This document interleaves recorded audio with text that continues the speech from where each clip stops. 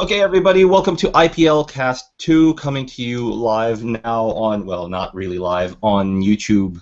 And once more, I'm Kamata, the IPL senior admin, and joining me today is Rowan, as per usual. Hello, everyone. Excuse the slight cold that I have.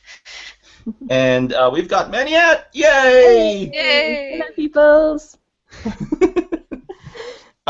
So in the last 2 weeks, we've got some major, we had a major IPL drop last week, and we also had a bunch of really cool announcements come in over the last 48 hours, to be specific. But we'll try and go through the news, and then we'll jump into the really big IPL stuff, because that's what's important on IPLcast.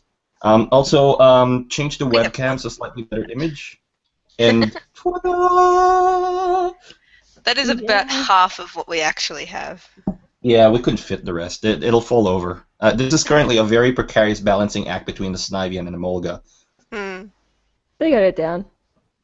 Yes, and as usual, we have occasionally popping up from time to time Einstein! Don't we still have the large one here that we were supposed to give to, what's her DVD that name? Honey Jade? Yeah, that's it, G.I.U.E. Honey Jade. Yeah, we were meant to ship that 2 years ago. We were supposed to do that like start of last year. We were totally meant to ship that 2 years ago. Whoopsies. Okay, so let's get on with the first item in an external news agenda. Let's see. Extended Movie 17 trailer shows character details. An extended trailer for the Cocoon of Destruction and Diancie aired on Pokémon Get TV the other day and has now been uploaded to Pokémon's YouTube channel. The movie website has also been released a new poster and character details. The Delphox owner is named Marilyn Flame and is after Diancie, while the Greninja owner, Ninja Riot, is a thief. The Chestnut owner is named Myrtle Steele. Where are these gotten from an American movie? And saves Diancie from the Team Rocket. Her father, Algus Steele, is a plane owner who likes chocolate. Diancie will be followed by a group of Carbink, who are the butlers of Deerland. They are named Knight, Joke, and Majima. Another Carbink, Dai, is the eldest Carbink of Dialand and is a living witness of Carlos's great destruction. Okay, so this kind of ties into to Gen 6, because everybody talks about the Great War in Gen 6. Yeah, I wonder if these Carbink can talk. I wouldn't expect so. Like, generally you get mostly psychic types that talk. Yeah, generally, yeah. But then fairy types, I don't think they've really been. I don't think the show or anything has gone into real detail with fairy types. So who knows? Maybe they can talk as well, or at least maybe like a couple of them can. Because I know there are some psychic types that don't generally talk. They're really heavy with psychic types. Yeah, in general, the psychic types are able to talk and stuff, but. So I think there's still a lot to learn about fairy types. Are we looking forward to yet another Pokemon movie is an interesting question, because this one actually has a proper story tie-in, so I'm interested to say the least, but I'm not exactly looking forward to the yearly Pokemon movies, just because I lose track, and also it happens in the animated universe, which I don't pay too much attention to. Yeah, I think you know, I haven't actually watched a movie since oh god, must have been Entei. But yeah, I might look at this. I'm very into Gen 6. I love how it's come out so far, and I haven't watched the anime much, to be honest. But yeah, the movie looked kind of interesting. It's definitely something I'll check out. One thing I forgot to mention in the news bit, our little program outline, is that Pokemon The Origins is coming out on DVD in Australia.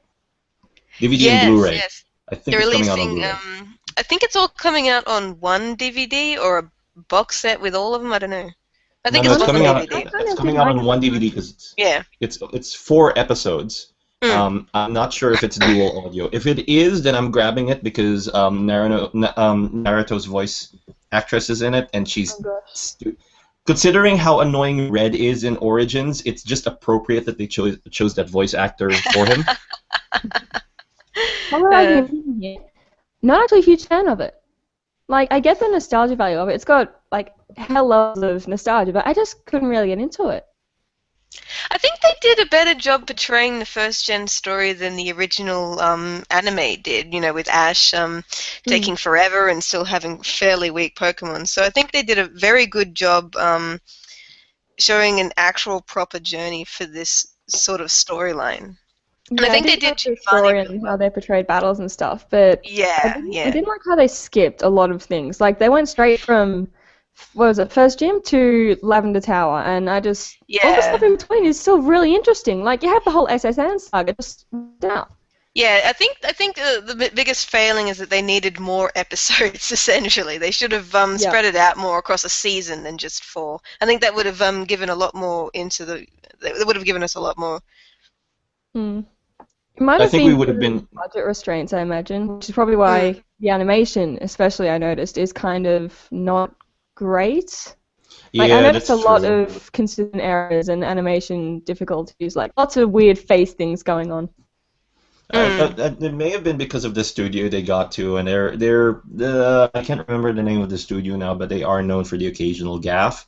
If it was the same studio that did Naruto, then I can totally understand, because the number of gaffes in that thing, and there was one episode where the animation degraded so much, and I'm like, what happened to you? As in, literally, they had a fight scene, and the animation... Was it one of the really plot-heavy episodes as well? Or like a climactic episode? It was, the one in particular I'm talking about is the fight between Naruto and Pain, I think it is. It just completely descended into bad animation school sequence. Like, they didn't even bother working with the outlines anymore. It was just like, imagine you're like straight out of art school and you have absolutely no discipline, and this is what you put forward. It's a really bad mix between rotoscoping and traditional animation. Just horrible. It's ugly. Rotoscoping is hilarious, I have to say. Like, what they really need to do. Best rotoscoping ever. What they really need to do is get the people that did Avatar: The Last Airbender. That animation was fantastic. There was a terrific amount of study and resource going into making those episodes. Doesn't they really? I think they set out from the get-go to actually not skip on the animation budget, whereas you see more Japanese studios now, because they're moving to a much easier digital workflow. It's a lot easier. So, like, they've already. Avatar was Eastern? Did you say Avatar was anime, or? No, I didn't say Avatar was anime. I said it was like the way they did the animation. Yeah, it's all animation. It's just not technically anime. No, I wouldn't like that. The whole thing on whether or not Avatar is anime is an extremely debatable thing, which I really don't want to get to because we have other headlines to discuss. But just to say that the Japan's more recent days, they've been able to get a lot more because of the improved workflow, being mostly digital and a lot of that stuff. But I mean, even in the early days when they were doing Pokémon, a lot of that was a lot of the animation in Pokémon was pretty much what you expect out of like it reminds me of the old Hanna-Barbera speed of workflow, where it was just there were a lot of shortcuts taken. Yeah, I remember Hanna-Barbera cartoons. Gosh. By the way, I've got the we'll get to the Twitch thing in a little bit, but if you may notice, I actually do have a Helix on my watch. Nice. And it tells me what to do. And it does actually. If he shakes his wrist, it comes up with like up, down, start, that sort of thing. Yeah, hold on. What should I? Okay, Helix. What should I do next? A. Okay. That works. Continue the conversation. Right, to our next headline. The official mascot for the Japanese team in the 2014 World Cup is Pikachu and a bunch of other Pokemon. The starting 11 for Team Pokemon Japan: Pikachu, Chespin, Bulbasaur, Pancham, Froakie, Meowth, Fennekin, Charmander, Helioptile, Litleo, and Squirtle. Yeah, I'm going to share the picture of this. It's actually very cool picture. This is really awesome. That's actually really, really cute.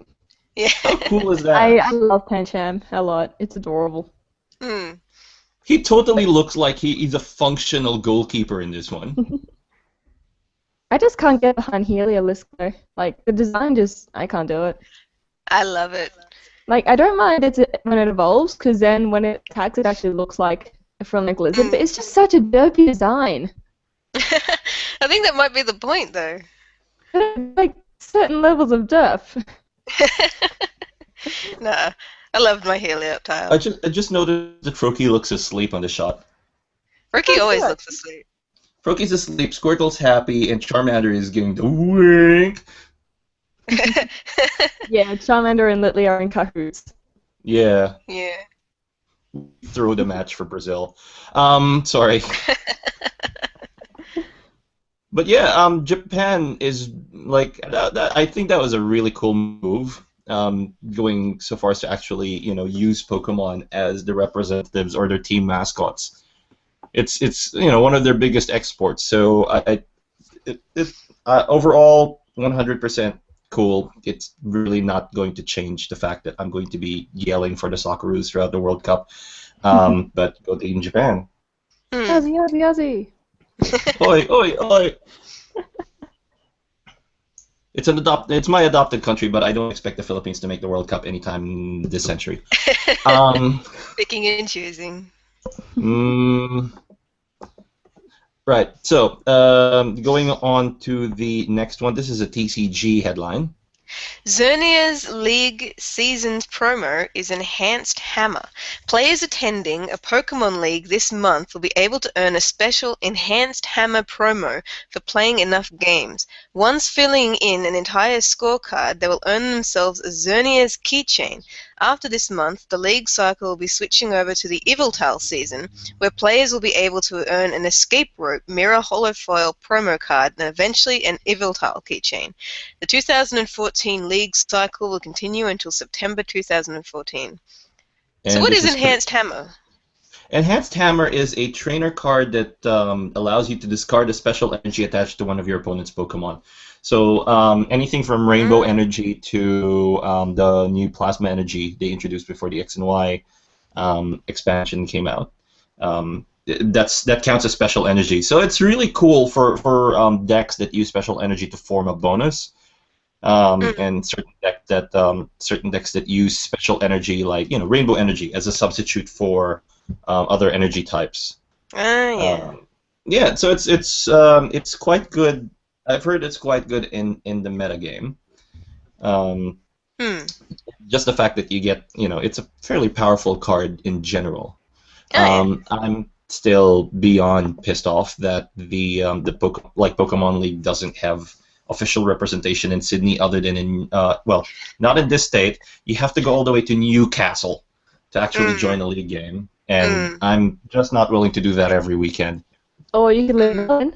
Suck it. I could live in Newcastle. I don't know. There's an entire chain of game shops here that have unofficial leagues, but I absolutely refuse to join any unofficial stuff because I actually have a world ranking to nurture, which is not much. Didn't you actually join it last year at some point, though? The unofficial one?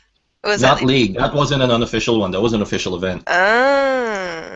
Last year's one was an actual official event.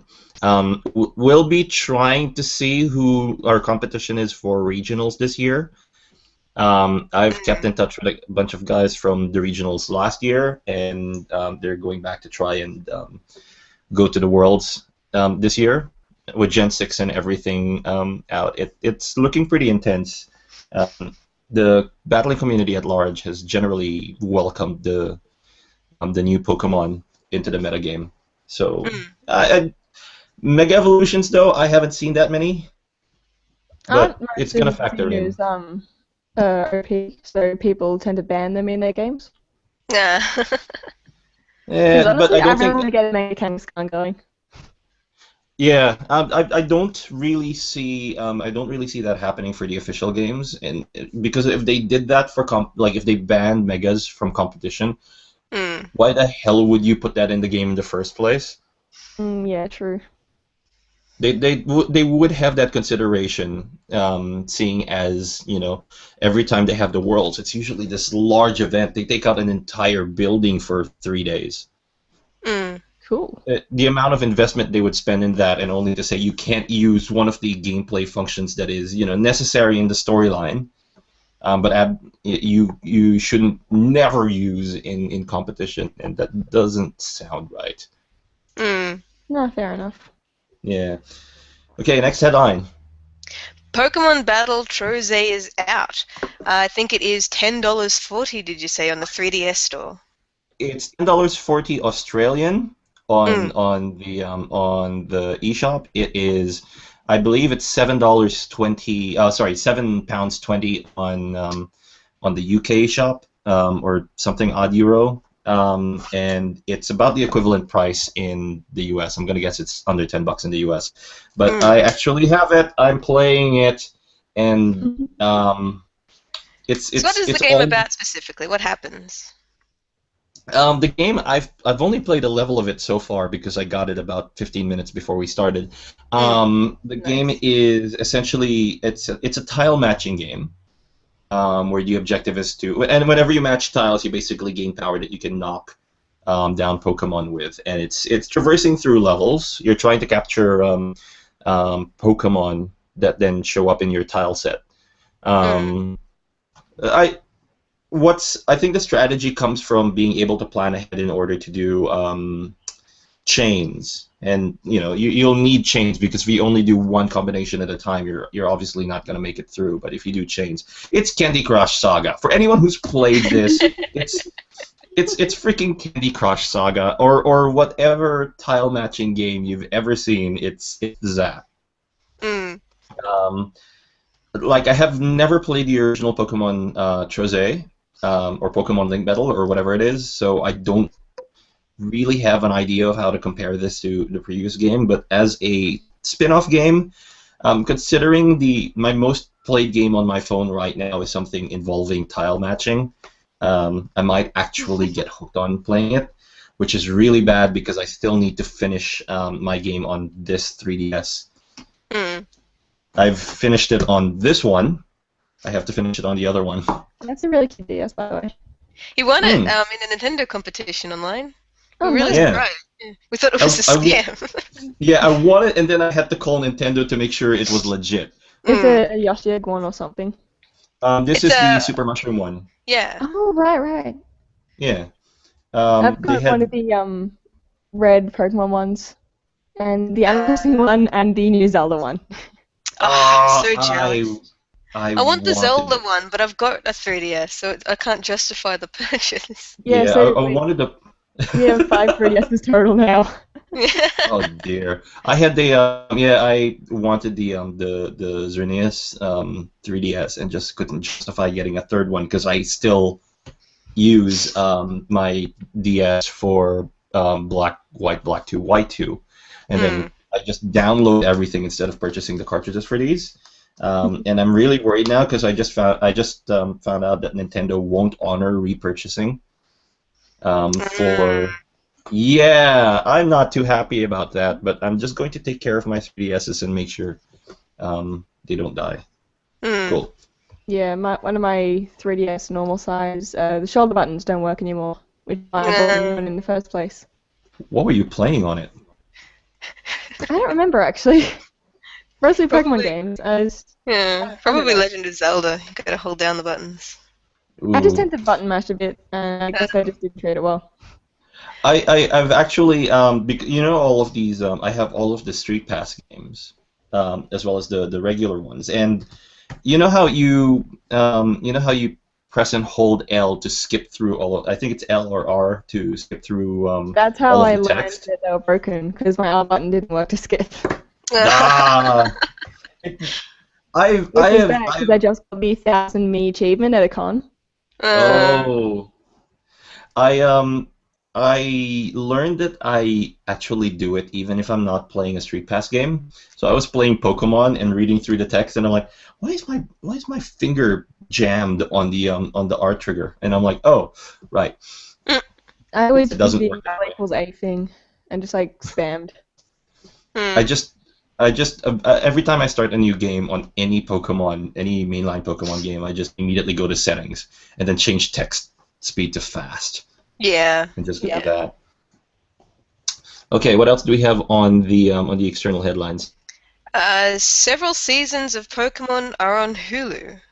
Oh, well, we're Australian. That doesn't matter. But just saying, if you're on Hulu, on one of those countries that actually receives Hulu, which means you're from the United States and you're not from any of the other lesser countries, which have better healthcare and nicer exchange rates. Rub it in. Yep, will do. You have no idea what it felt like during the tofu days. But basically, if you're on Hulu, seasons 11, 12, and 13 of the Pokemon anime are now available for you to view there. I'm waiting for it to pop up on QuickFlix. It's not. I'm pretty sure a couple of them have dropped onto iTunes. I do know, in relation to purchasable things, that the X and Y soundtrack came out for iTunes. And that's about 200. That's about 200 tracks, I think, for $16.99. So that's not bad. I did not realize there were that many tracks in the game.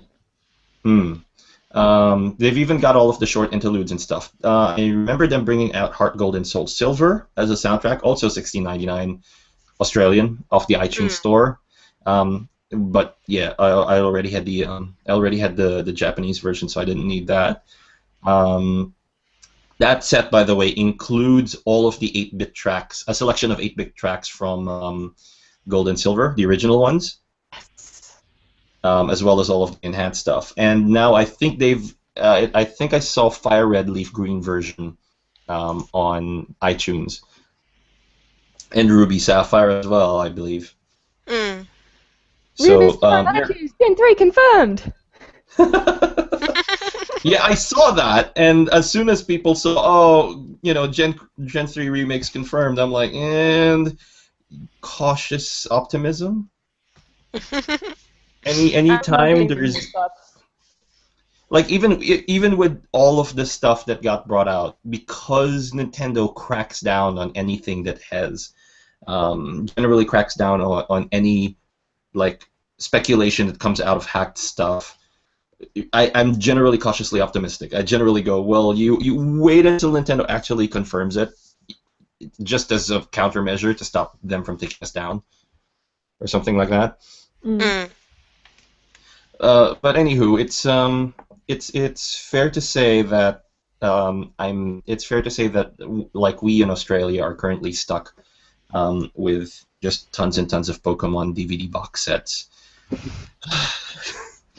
And plus, DVD industry is not going out anytime soon. Pardon? DVD industry is not going to go out anytime soon, at least. Yeah, well, it's going to keep JB Hi-Fi in business for a while, considering they're pretty much where that's where we tend to go if we want to actually grab anything sensible. Yeah, it's probably the only players I can think of that would stock it. Yeah. Apart from right. Indie shops. Or comic stores, they're if you're lucky. They're harder to come by now. We do have a local branch of Game Traders near where I live, and they don't stock much of the Pokemon stuff, but they do stock. Well, actually. And, they do stock a lot of these plushies. So whenever we can, we try and grab some.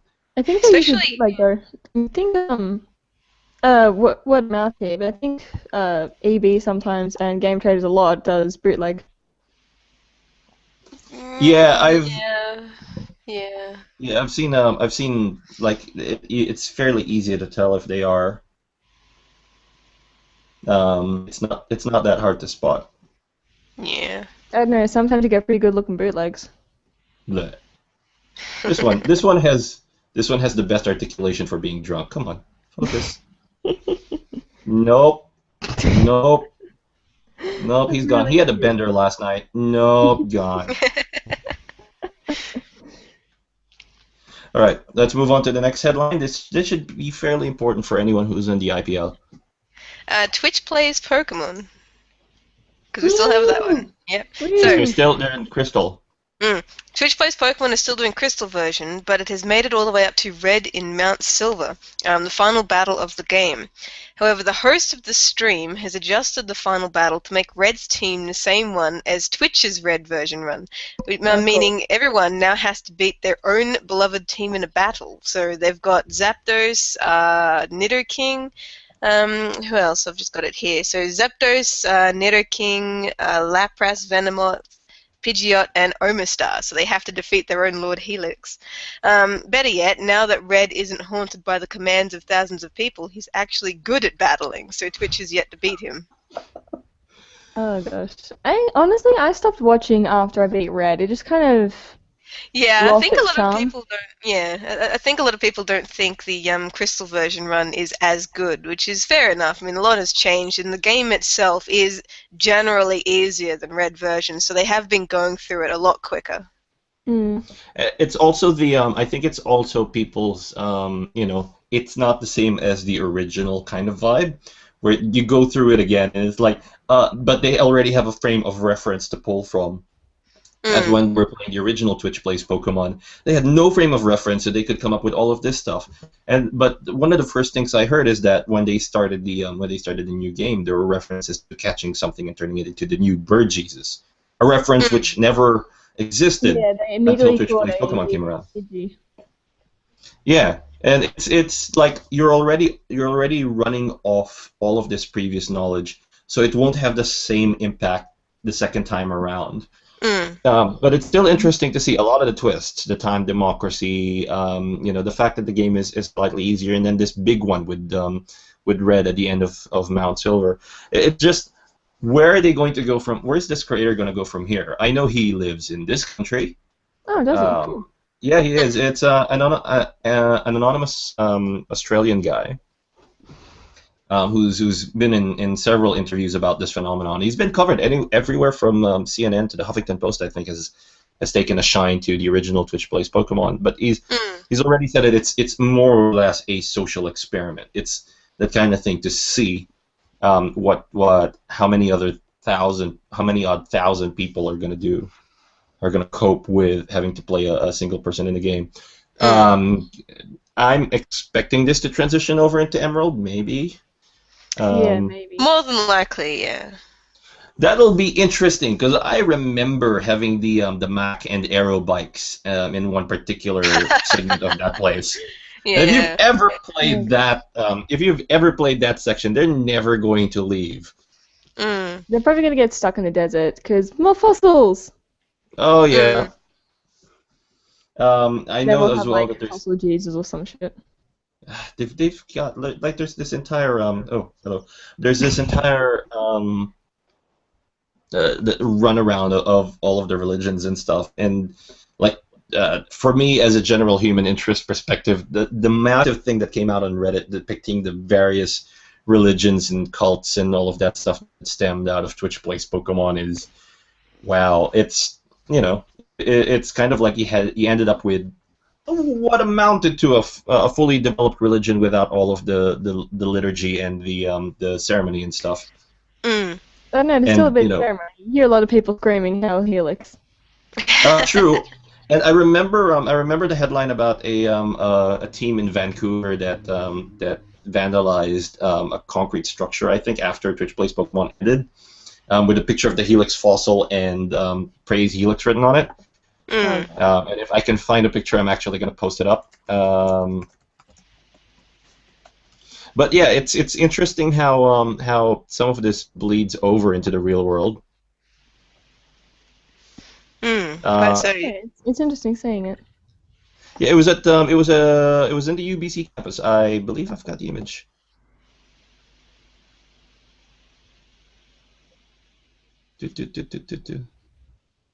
Should not really have this much dead going on. But yeah, it's what do you guys think in terms of where this could go next? Is he gonna play Emerald? Is he gonna quit?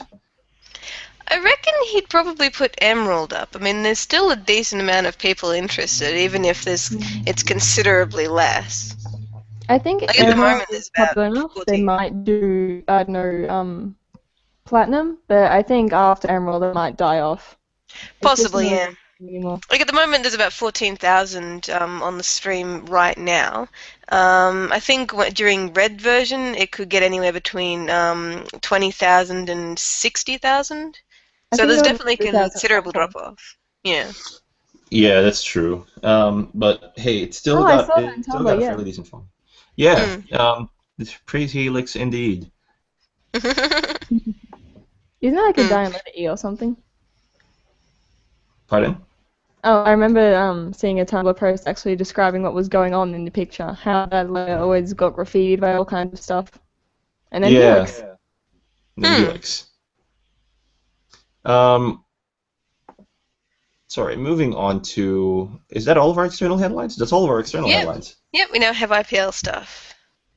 Woo! There's not much in IPL stuff, but we'll go through it anyway because the first one is the big one. I don't know if you've been at IPL, and if you're not, what are you doing watching the IPLcast? That's where we put the link up. Yep, Mission 4 dropped. We were hinting to this on the previous IPLcast, and just wanted to let everybody know what was going on. And yeah, Mission 4 is actually dropped, and it's... When we say drop, we mean, 100,000 tons of big clanky things dropping. But the storyline mission for the IPL at the moment is that there is a giant 80-foot Regigigas currently, traversing its way, wading through the water and heading to, like, the populated islands. I'm really interested to see what the turnout for this is going to be. Like, the last few rounds have been kind of quiet, so I'm quite excited to see if this kind of perks things up. Yeah, I was really, there was a build-up for this where we changed the poll one day, and we said, what was that noise? And the countdown had the little radar blip parenthesis thing as well. There are a few hints on the page that something big was happening in preparation for Mission 4. A lot of people were really heavy into the Pacific Rim vibe, so I'm like, let's incorporate it in there. That might get a better reaction, and lo and behold, 11 comments later, it actually did. It definitely seems to be the most popular mission story at the moment. I mean, it's people who are trying to collab together to make like massive big things happen, kind of like how Enderon did in the very first round, how they like massively encouraged group cooperation to try and make things happen. The collaboration thing wasn't in the initial brief for Mission 4, but after seeing people submit individual works and considering the nature of the mission, it just felt natural to actually say, hey, you guys collaborate, and there is a multiplier for the number of people who collaborate. So. No, I'm totally looking forward to seeing what people produce from this, because I think one of the mission objectives actually says you can't blow, if you can resist blowing it up, please don't. Gonna be half my character. She's like massively into all kinds of very intense stuff. She's a mountaineer by like trade, so it's gonna be fun for her. I look forward to seeing what people actually come up with for this sort of thing. Yeah, I'm generally really excited. I've been a little disappointed at the last two missions, especially the previous one. It's gonna affect how stuff in the future goes. Everything that was this finished, we actually wrote out the effects on Chapter 2 section on the mission flow document. So it's for me, it'll be interesting to see what people actually do. If everybody decides to just blow the sucker up, then it'll flow on the way it's meant to flow on. If they decide not to blow it up, then we'll flow with that. What happens if you get two different groups? Like one group disables it without destroying it, and another person goes and blows everything to hell. We're usually going to take the majority vote on this. If there's a fairly large collaboration that actually takes it in and doesn't blow it up, and one guy basically, suicide runs in with a whole bunch of dynamite, then we'll probably take the majority response to this. So imagine Mission 4 is in democracy mode in essence. But we want to take the approach that most of the people who submitted work will take. And that's for me the fairest way to do it. If there's a tie, we'll flip a coin. If there's a three-way tie, I think I have dice. But if whichever way it happens, it's going to factor into one or two missions in Chapter 2. I've started writing out the mission flow document for Chapter 2, and like I'm trying not to build a hype engine, but it is a lot larger than Chapter 1. There's more than 4 missions. There's going to be a section or several sections where it's going to be essentially concurrent missions. Meaning that if you've participated in this, this is your next briefing. If you've participated in this, this is your next briefing, which may eventually converge in the end. I don't know. Okay. It's going to take like a lot of planning there. So I know, which is why we're going to take a significantly, we're going to take a nice, easy break between this, and then we're just going to launch it, you know, with all of the wedding planning and stuff. We don't want to get bogged down in everything heading into it. So we're going to launch it. We're just not going to launch it immediately after Chapter 1 ends. We're going to give it time. Also because there's a couple of cameos I want to throw in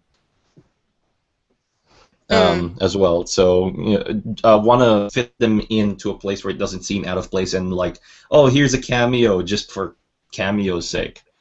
We actually want to bring them in for a good reason. Like they're here because of story purposes, not they're just here because they're awesome guest stars we could bring in. I think I remember you mentioning that to me before. Yeah. I'm looking forward to I'm basically looking forward to the feedback for Mission 4, and then I'm looking forward to posting the epilogue document and like the epilogue journal with all of the achievements and stuff. And there's a bunch of extra points and some bonuses. They can after you've chosen which part will go, or will that be immediately when the round's finished? When the round's finished, I'm not actually when the round's finished, part of the path that's been chosen by the majority is going to be detailed on the epilogue. So there's going to be a fair amount of rest period after the mission ends, and then I will post up an epilogue journal and basically just run through each of the missions, what you chose, what's hinted at for the next run, etc. But yeah, and also awarding bonus points to some people who have been crazy achievers and creative awards and stuff. I'm pretty sure there's a whole list I wrote out before I even set about running the storyline missions. But yeah, I would say that at the storyline missions have been a nice learning experience. Chapter 1's been a nice learning experience on what to do and what not to do. I believe I entered the IPL again during the second one, so I only ended up entering the third mission, but they've all been quite interesting so far. It's cool seeing like the progress it's making and stuff. Yeah, and I want that to continue in Chapter 2. I don't want that to just be a scenario you encounter in Chapter 1 that is really good and has progression, but never makes an appearance again. No, I actually want it to constantly make an impact. I mean, the failure scenario for this is pretty catastrophic. There was even in the first mission for the storyline, and I've mentioned this in the previous episode, there was a failure scenario for not evacuating people enough that ended up with you not having to go through any of the other missions. You were going on a different track completely. Oh, I'm glad it worked out the way it did. Yeah, I'm actually really glad because they would have missed out on a lot of really nice things otherwise. Would you have tried to work all this cool stuff back into the other version, or? That was a consideration. You seem very, very hyped about where it's going at the moment. So I'm just wondering if you would have wanted to try and bring that with you. I'm not. Yeah, like there were a bunch of things in the the Mission 2, Mission 3 bits that I'm like, oh, you guys missed out on this one, or you guys missed out on this one. But I might try and slide it in Chapter 2. I don't want to run everybody through each and every one of those scenarios, but I want to be able to present the opportunity again for people to pick it. What I don't want, I think, is to just I don't want it to be a thing where people can choose not to do something without consequence. Considering there's the objectives and all of that, like, we design the scenarios, you guys go in and do the scenarios. There's a fair amount of, there's some briefing, there's some conditions and all of that, but there's the understanding that when we design it and you guys finish it, it's all good. It progresses the storyline further, and if you fail, like in any mission, if you fail, there should be a repercussion for it. Yeah, that makes sense. Yeah, which is why this Regigigas thing also has a fail thing. It's got a fail scenario. Pretty big fail scenario. It's pretty nasty. Yeah, you can kind of predict where parts of the fail scene would go. Like, logically, it's heading towards a bridge on one of the smaller islands, so those would probably get completely obliterated. Anyone on them might suffer quite greatly. I mean, there's been an evacuation. It's like we've basically done the Pacific Rim thing, where because it's waiting fairly slowly, we've evacuated everybody. It's just that weird thing. Like that actually put me off. A complete tangent from IPL. That's what actually put me off about the new Godzilla trailer. Was I saw Pacific Rim and said, okay, cool. There's a fair amount of. It's not like people don't die, but it's usually shown. The monsters are usually shown entering a really emptied out place, whereas the Godzilla in this thing is squishing people. There's a new Godzilla? There's a new Godzilla coming out. It's American made, but it uses the original. It uses the original toy model, I think. As a basis, yeah. So it's like old style Godzilla, but with American action movie sensibilities. I'm not a huge fan of action movies in general, but that doesn't sound like it's going to go down well. It sounds like a massive nostalgia trip. I'm not going to be... well, if your only source of nostalgia is the fact that the original monster is going to be rampaging around, but the fact that one of the scenes that I saw was essentially it rising out of the water and drowning everybody in this coastal city. And I'm like, oh, that's nice to know that the defender of the planet has no qualms about drowning humanity in order to defend humanity. Wasn't he originally originally he was really he wasn't the defender, so maybe he's just at that stage. Yeah, Godzilla has a lot of adaptations, so he's at the very angry Godzilla stage of character development, if you can call it character development. But I think one of the backstories behind it is, I don't know if he's fighting an external foe or that all of the nuclear tests they conducted in the Pacific was just to try and wipe him out.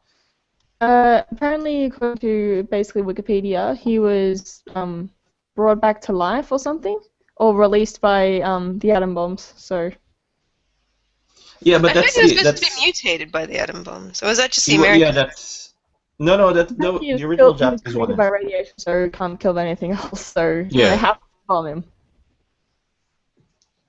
Let's kill him with more radiation. No, that makes him stronger, you dudes.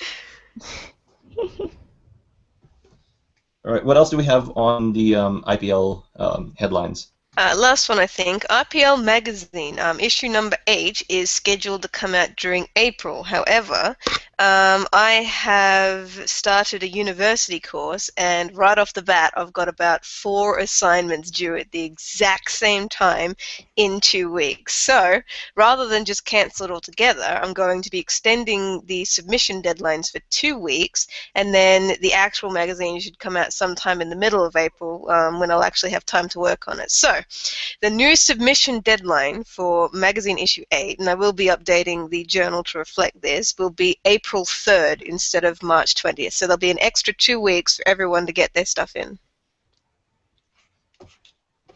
Really cool. Pokemon magazine. I haven't had much time to advertise the magazine lately, so I noticed there's been a bit of a drop-off of attention, less articles coming in. I've had less time to work on it, but hopefully as soon as a rough patch is over, we'll be able to pick that back up and I'll be able to get more hype going again. Because the magazine is fun to do, so I'm definitely not planning to drop it anytime soon. Number 7 got a fair amount of attention. I think that was the headline. Most headlines I've ended up having to resort to competitions because there just hasn't been enough happening. But yeah. But it's like for me, IPL Magazine was kind of like the nice transitional like carryover from IPL Radio to the IPLcast, and it's yeah, it's nice to see that people actually go in it and like read the articles and react to it. Um, yeah, I'm an occasional contributor to stuff, but to say that I am the every issue faithful reader of IPL Magazine is probably false. There's probably a couple of people who are more hardcore about reading the articles than I am. I'm in here for the pictures. I hope people read the articles because they're very good. I mean, our writers do a really good job. The Dr. Dill articles are amazing. Yeah. I haven't seen much. Unless I do browse for the pictures, but it's cool seeing them. I have glanced through some of the articles. Like, yeah, it's really cool seeing all collab and this kind of thing. It's nice seeing IPL because we're even though we're like 200 plus something members, the actual active community is I would say less than about 50, or if not less. But it's a fairly tight knit, and I say tight knit in the same with the same amount of love as a rotating doorway. It's a fairly close community. I mean, everybody goes out for some reason and comes back later on, as we've seen with Vu, as we've seen with Lady Alicia, as we've seen with you. Like, there are parts where we take breaks, and then there are parts where we come back in. Yeah, but it's really interesting seeing new and old faces alike, and everybody essentially collaborating. It's what I was dreaming the IPL to be, and in some sense, it's already here. So. It's just not quite as big as first dreamed. I'm actually glad it's not like big and clunky and full of crazy people, because the more members you have the more crazy active members you have in general, the higher the likelihood of the single, completely crazy charismatic psycho going in and making trouble for everyone. But yeah, here it's just lovable psychos. And the lovable not-so-psychos. The lovable not-so-psychos, and occasionally Mikey, but that's a long story. Is there anything else IPL that needs to be brought up, or nothing in our briefing? So I think unless there's something else you want to mention, I think that's it. Also, did you just write the entirety of the Pokémon opening theme on the chat room? Maybe. Okay. let me just show what's happening over here. In case you have no idea what was happening throughout the Oh god. Yep. I did that before we started, just to clarify. There's no timestamp, so there's no proof. All there is your username. Very smooth. I'm so proud of you. I remembered the whole thing. I think everyone knows the whole thing. Pretty much, yeah. I think remembering the other ones is also pretty. I think if you go to the Digimon, I think I don't remember at all, because when they had, I was in the Philippines when Digimon came out, and I remember they used the original Japanese version. Like, so. Admin's complete! Achievement earned! It's a shame we're about to wrap up. Good job, Rob's in, Rob's muted. What the heck? Okay, Rob's spectating. Rob likes to watch. I'm sorry, Rob. I can't help it. You're a bit quiet, too. Not using the mic. The rest of my house is asleep. Okay. Right, it's like 11:30 in the evening where you are. No, it's like 9:30. Oh, really? Yeah, we have daylight savings time. We just lost an hour of sleep last week or something. I did not know about the DST. Sorry. Should have known about Okay. That's okay. My UK friends tend to scream at me at like 2 in the morning, so completely understandable. Yeah, we've basically just gone through everything up to and including the delay to IPL Magazine and Mission 4. Rob, I want to get your opinion on Mission 4. I think it's cool. I hope other people think it's cool. I typed something out for it, but it's way over the board limit. Yeah. This is why you engage in collaboration. Yeah. Yeah, it's fun Yeah. trying to make sure that you don't accidentally stumble over someone's idea. Yeah. Or like reuse it or something. Like, oh, Einstein fell over. Okay, so does anybody else have anything Team IPL related to bring up? I know we've got like battles have been slow, which I'm kind of thankful for. Yeah, we've both been quite shockers lately. But I'm actually at the moment. I've finished my part. I'm excited. I'm sorry, you and I are repeating that. I'm sorry. I'm moving to some place that's a little more conducive to me talking with you guys so you can hear me. okay, cool. Alright.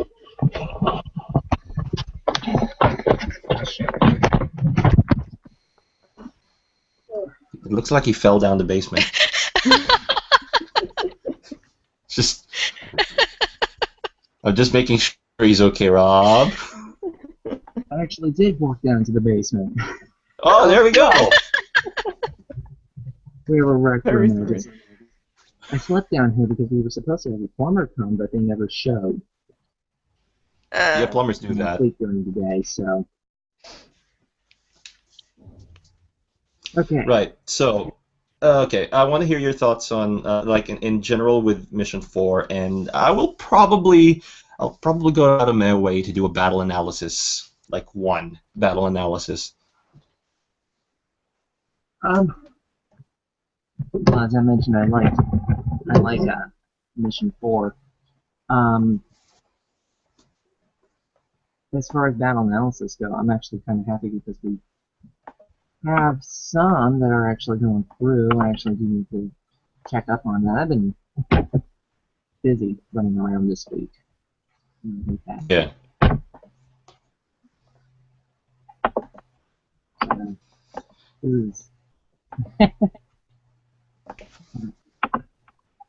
I think I just chose the. I don't know if this is. Well, we'll do the battle analysis on this anyway. Basically, battle analysis. To brief everyone, because I didn't put it in the outline for the IPLcast at all. Is us essentially looking at a concluded battle. And getting basically we're being judges, but this battle's already been judged. The advice has already been given. So as far as this is concerned, our opinion is our opinion. And I will be showing this on I will be showing this via screencast, so at least we have an idea of at least everybody who looks has an idea of what the battles are meant to be, and I will get them up in a second. So this is strict for like slash battles or something. I'm just choosing a concluded battle at random. Yes, this will likely be for splash battles, or at least I'm going to put up like the first couple of pages of a comic battle or whatnot. Yeah, it's do a written entry. I'm really looking forward though to running through summaries of written battles, because that'll be interesting. Okay, let me see if I can get it up here. Yeah, I certainly can. Right, this is V1CHY against Mugen Ginja. Vicky versus Mugen. Yay! Woo!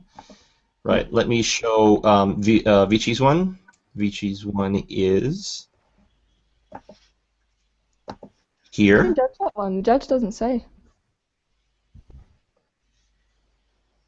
I'll Oh wait, double I check think I on worked out who. That's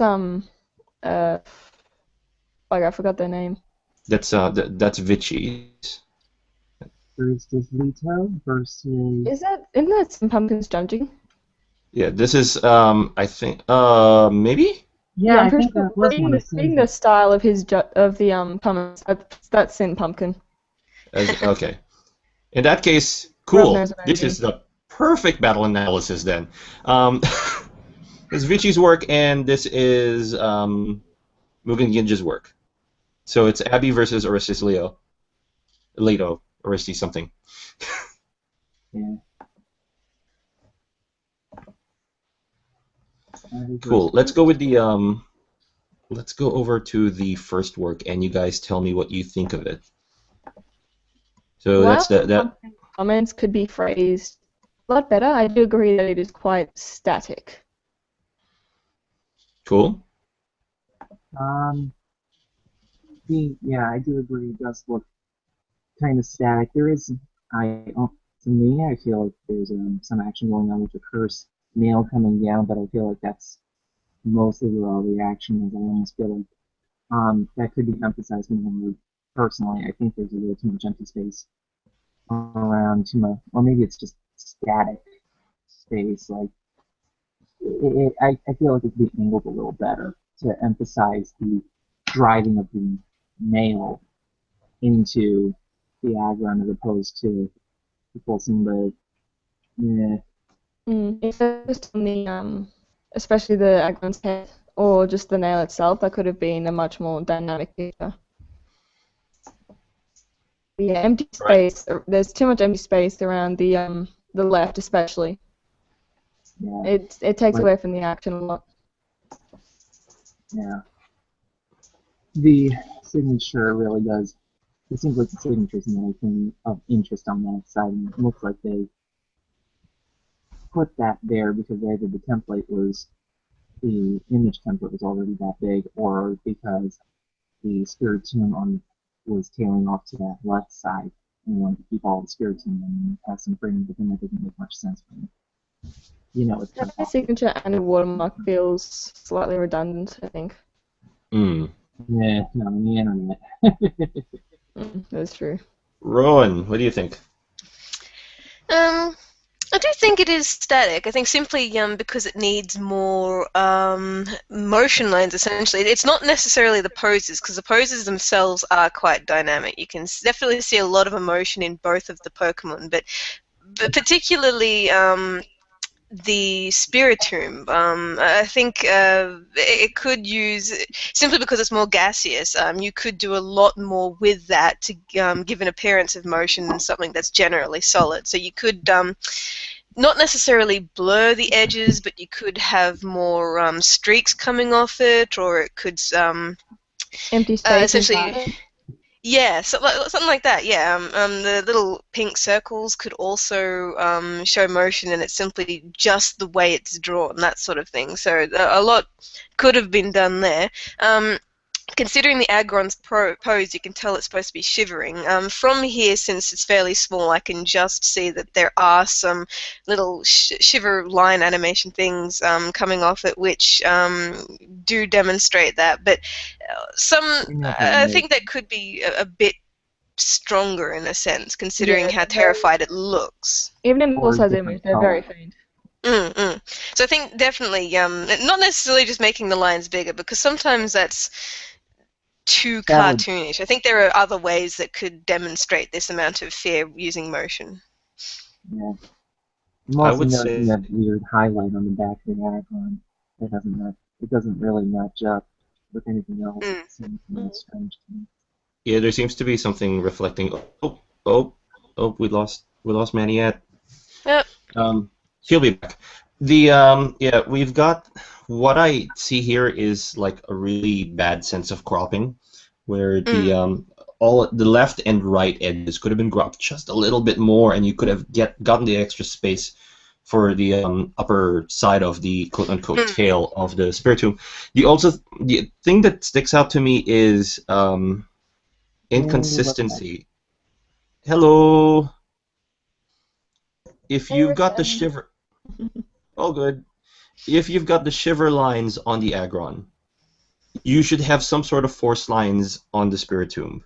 I'm Mm. seeing very, very, very narrow force lines coming down off the Spiritomb, but nothing that sticks out to me from distance. It's something I have to close in, like move close and actually inspect to see, and that's not what I want. Like, it's not a detailed bit. You have to be able to tell from a glance, from a distance, that they're driving the nail in. Mm.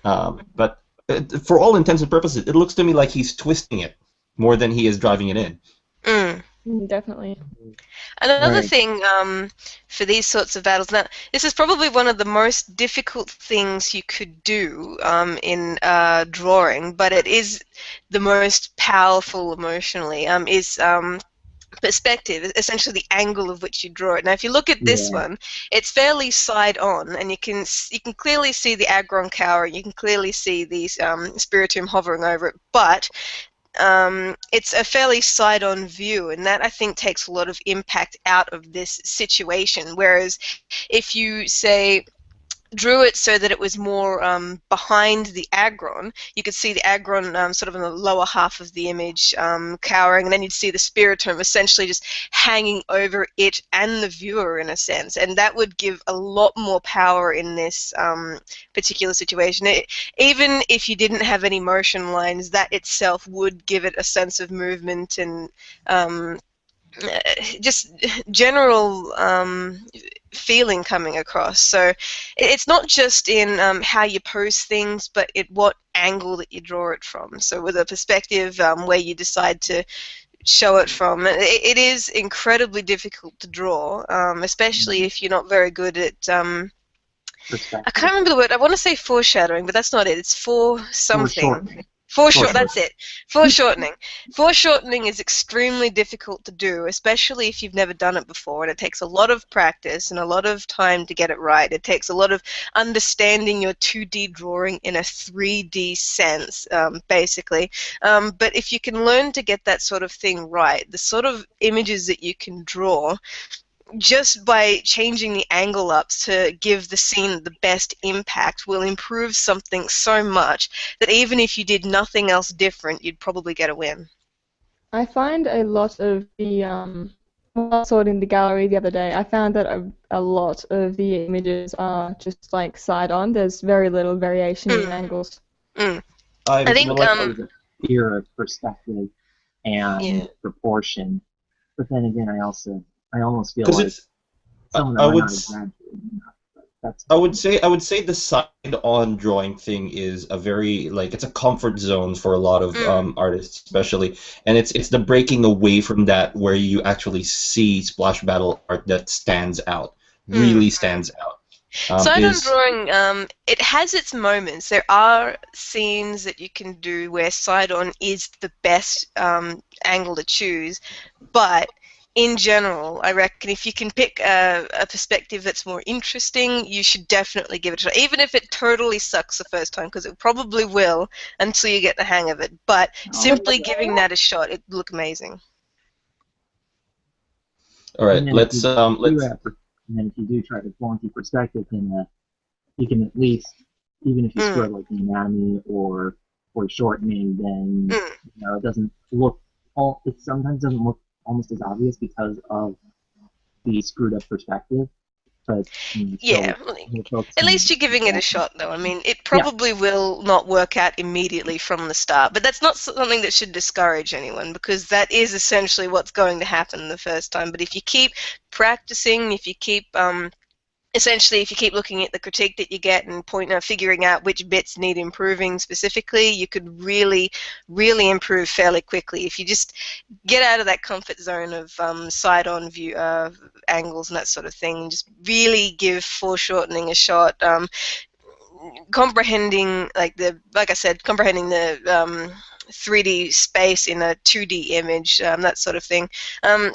there are ways to help. I think perspective lines, guidelines where you essentially just draw a bunch of strokes on the paper to show where the horizon is, where foreshortening is. So essentially, you put a dot, you draw a horizon line wherever that would be, you put a dot there, and then all the other lines that sort of branch out from that. And that's essentially your perspective. That's the foreshortening. I never found that helped me at all, to be honest. But that's just me neither, but it can help. Like, I use it sometimes for particularly challenging angles. Like, a lot of things I do have the hang of at this point in my skill level, but sometimes, especially for that Regigigas picture for the storyline, it's pretty obvious that I drew that, seeing as I tagged it, but that one especially, because of Regigigas' shape, where it's very narrow at the bottom and then it sort of gets wider in an upside down triangle, but due to that perspective, I had to make the top very narrow and the bottom rather large, so it does look a bit odd. I don't think I did that perfectly well. It could have been better, but I did have to use perspective lines just to get that specific angle right, and it does help, even if just a little bit, even if just to help you imagine what needs to be drawn to get that particular shape, you know? I spend a lot of time studying perspective because it's something I got hammered with when I was learning. My mom's an artist, and she always hammered perspective, light and shadow, light and perspective. And I ended up finding a bunch of shortcuts myself that they're not really shortcuts, but they help me understand perspective in a way that helps me get better idea of what I can do and push the boundaries. I know in some of our battles, I think in our battle, Reed versus Craig, I definitely tried to use perspective as best as I could, especially with that trick on box. But I mean, it's difficult, and there are a couple things that I feel that if you need them, it would be better. Like if it's on the horizon line, anything that's on that horizon line is going to be on that same plane. So like if somebody's knee is on the horizon line, if it comes up to that person's knee, everything at that person's knee will be right on the horizon line. I'll hold it off there because we're focusing on one work and we're starting to slightly slip off on a tangent about both 1 point perspective and how that's applied to every other work except this one. We've got another piece, we've got another piece to look at, and having kept that all in mind, here's Mugen Ginja's version.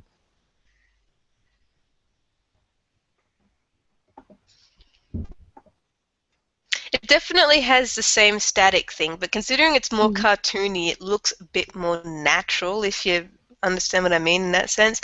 Because in general, like very cartoony images, they don't have a lot of motion in it, so it does suit it more for that particular style. It's definitely it's still the pageantry white space at the top. It doesn't balance out the weight. It's just kind of there. It's very bottom heavy, and that white space doesn't really fix it. Not I almost feel like because of the way Mugen approaches her work, that if she went for like I want to say top graphic art style, that would help her, because I'm noticing that the Gastrodon does the whole snoring Z's thing, and I feel like if those like curve around in that empty space in the top left, it would help keep the image moving in it would create this weird circle in this of interest in the whole image, which then would lead into the Spiritoon's, anime sweat tier, which would then draw it into its eyes, which look down at the Gastrodon, and back to the Z, letters and words back there, and we keep things moving even though there's actually no motion in the picture. Yeah, I agree. If you had something in space to lead the eye back around, otherwise you get stuck in a kind of horseshoe shape. I just find it weird that I'm not much for it's unusual for me to see like general lettering and cartoon speech on the splash work. To have it coming out of the rear end, you would do the composition as well, but it would be coming out of the rear end, so. I wouldn't be sure how to take. Yeah, I wouldn't be sure how to take the butt snore. Actually, now that I think about it, I'd probably find it funny enough to give it good marked. Certainly, I can't tell, like, I don't know. I'm not too happy about the Spiritomb in this one because it completely loses the it just goes from crazy incorporeal to just crazy. It's turning into a Picasso painting before my very eyes. Yeah, there's no kind of rhyme or reason to how the things are spiraling around. If they look in the same direction, it'd be fine. Yeah. The thing is with Spiritomb, it's literally a circle. Yeah.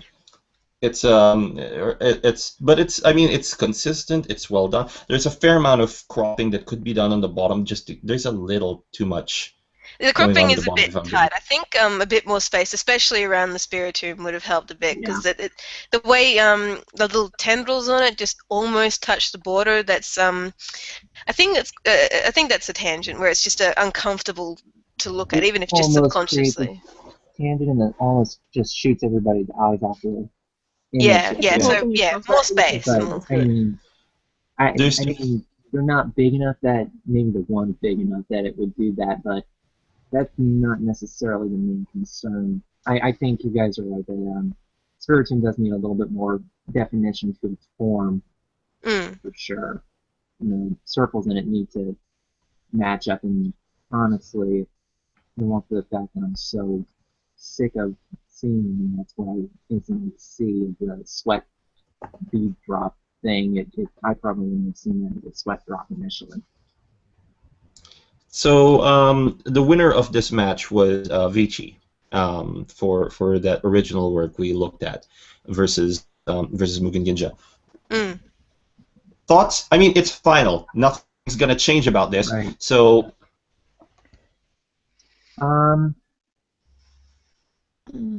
I know I'd be torn, but I think I ultimately would vote for Vicky myself. Yep. Only because while Mugen's has elements that make it seem more solid of a piece than Vicky's does, at least with Vicky's, I kind of get a sense of motion and energy with the composition. It feels more natural than Mugen's does, and Mugen unfortunately feels like it falls flatter than it should because it doesn't seem to be as coherent. And while we have explained that neither of them have all the elements of motion in them, I personally would lean more toward Vicky's. I do like them both, but it's mostly because after this discussion I can see how it could be improved, and I don't think that's a great way to go about judging something by how you can fix it. So personally, I would go with Vichy because I do like where she's gone with the details at the moment. Yeah. There's always room for improvement, but what she's done is still quite solid in its own.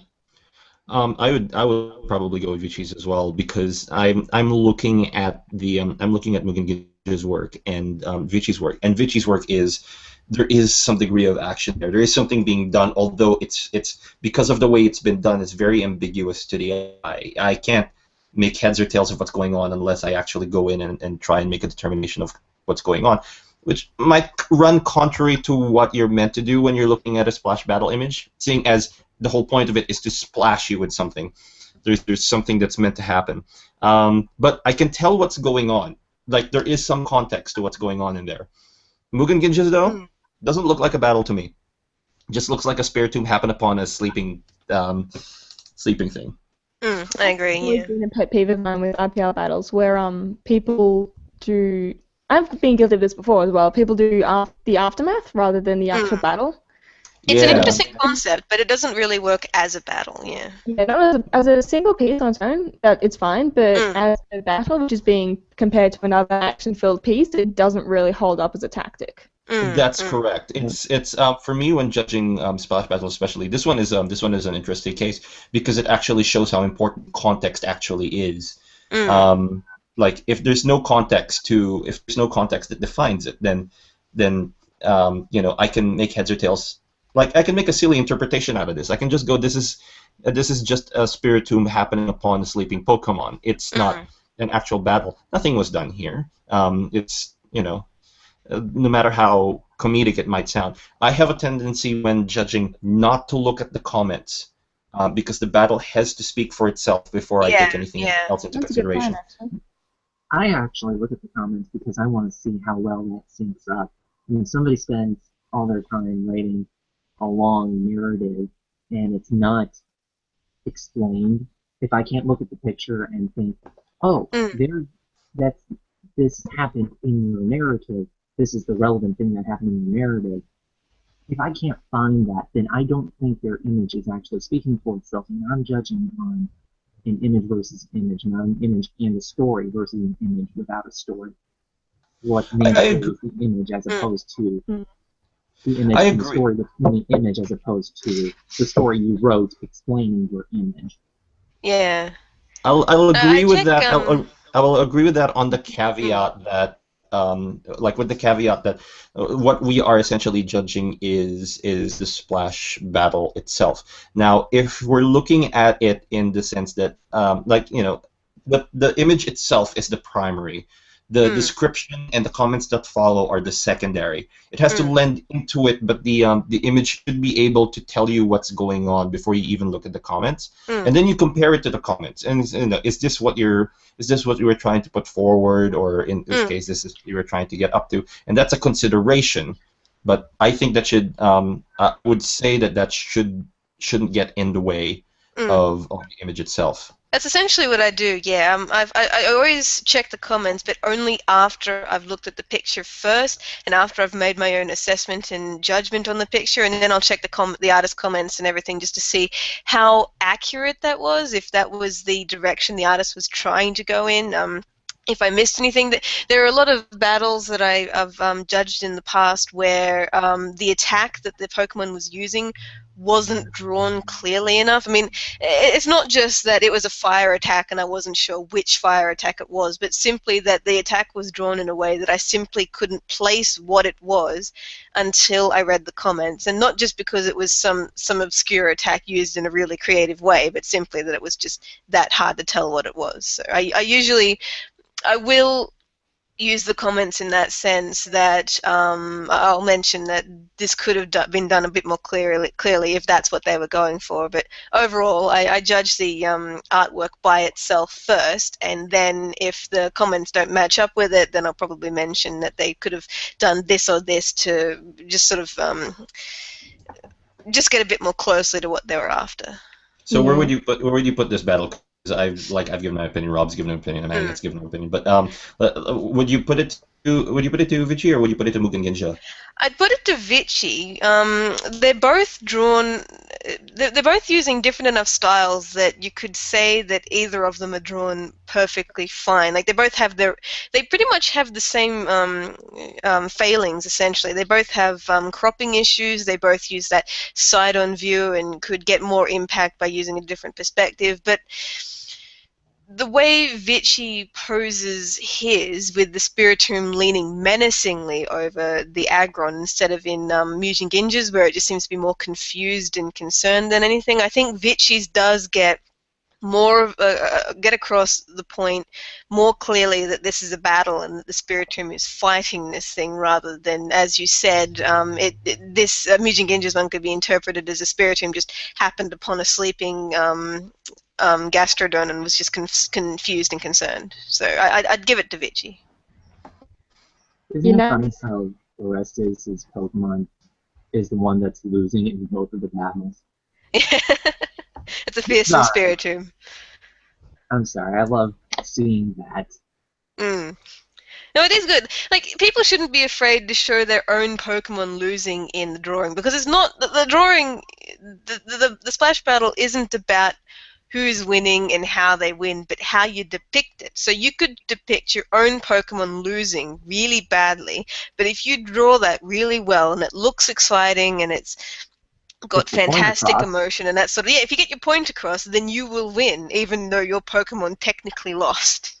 That's an issue I often used to see in written battles, actually. I'd see both ends. For another example, Ariadne Arca versus I forgot what his name. The Sid characters. Her recent written battle, basically. Yes. Yeah. Basically, I found that in her opponent's entry, they went through very intense detail on how each individual battle went, and while it was even enough, it didn't stand out. If they'd had like their Pokemon completely owning, it would have been very out of character as well. Because in a way, yeah. Yeah. Like, you can't have your character winning all the time. You can't have your character losing every fight and then coming back with this one final thing, because technically you lost most of your Pokemon. You still lost. Having a winning artist writing a losing battle is very kind of delicate because you don't know how to like place it. No, it's not necessarily about how you beat your opponent, but just the story. I think the story is what grips you, not exactly how you beat your opponent. So you could have, you could essentially have a battle where you barely battle at all. It's just something else happens, and you happen to do better than your opponent, or you had to save your opponent. These sorts of plot lines, these stories, with maybe a battle worked in, or if it's focusing on the battle, then you could have something happen just to make it more interesting than the standard, this Pokemon beats this Pokemon, but oh no, this Pokemon's now winning, that sort of thing. So if you can write a gripping story, that is what will win you the actual battle. You could honestly do whatever you want in the story, but if the story itself is interesting and it fulfills the requirements enough to say that there's been a battle or something has happened so that you are either someone is victorious and someone isn't, then that will get you a win, essentially. Basically, take your protagonist, chase them up a tree, shake a stick at them, then let the protagonist out of the tree. Yeah. I wouldn't put that as the winning formula for battles, but I definitely take it as a recommended piece of advice. Do something different, essentially. Different. I'm just gonna point that out, IPL casters. Don't if I see a dozen submissions of you being chased up a tree and being hit with sticks, you're not gonna win battles for very long. Just put a disclaimer that it's not actual serious. Yeah, do not follow the exact advice. If you do something different, advice, if it's written well, that sort of thing, then that's a win. Yeah. And don't be afraid. Cool. This battle analysis has actually gone rather well. We might implement this on the next IPL cast. We really should, considering that there's always going to be at least 2 judges on this show, seeing as, the admins do judging as well. There's always going to be at least 2, so we definitely should do this. I think it'd be an interesting learning experience.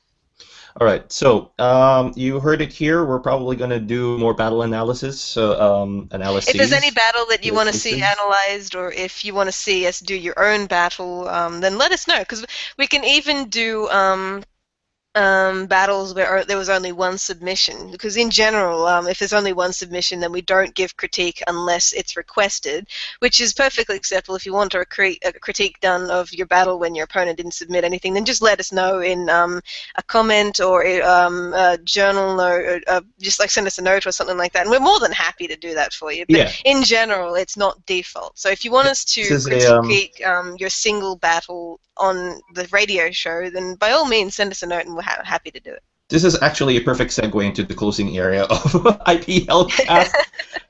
So we're open to feedback. If you want, like Rowan said, if you want your single battle, like if you've done artwork for a battle and it's won by default, but you still want to receive a critique for it, and you want it to be entered for an analysis here, then just feel free to note us. You can also contact us via the Team IPL Twitter page, twitter.com/Pokemon_League. In case you didn't know, we actually had a Twitter page. We've named it Team IPL now because that's what we're doing for everything. Google Plus, which is where you can find all of our hangouts, links in journals. Same thing for our YouTube channel. I think it's youtube.com/Team IPL or something like that. The link is there. Just go to the link. Yeah, the link is, we've put it in a link something. Any suggestions or anything? Leave feedback. Read the description. It's in the doobly-doo below. So yeah, just we'll be putting up links to all of the headlines we just described for this episode. We'll also be putting up links to the artwork we just discussed, and yeah, some stuff to help you get started, especially if you are watching this. And if you're not, then the hell is wrong with you? Yeah, so we'll leave it there, and then we'll come back for IPLcast 3. So, any parting words, everybody? No, I've got nothing to say. Keep being awesome. Later, losers. I agree with what has been said. I agree with everything that Fantastic. happened here. That's good because you weren't here for like the first 30 minutes of this broadcast. Sorry. We'll change up what's on here every time we do the thing, and as you may have noticed, the title on the lower third of this here statement has actually changed since a fortnight ago. It was IPL out admin. This week it's Artful Dodger. Okay. All right, so we'll end it there. Thanks, guys, for helping us with IPLcast 2. Thanks to everybody watching it. Please feel free to like, comment, and subscribe, because this is on YouTube, and I apparently have to do that if I make content. So we'll leave it at that. Thanks, everybody, and have a good week. Bye. Have a good week, everyone. Ta-ta. Ta-ta.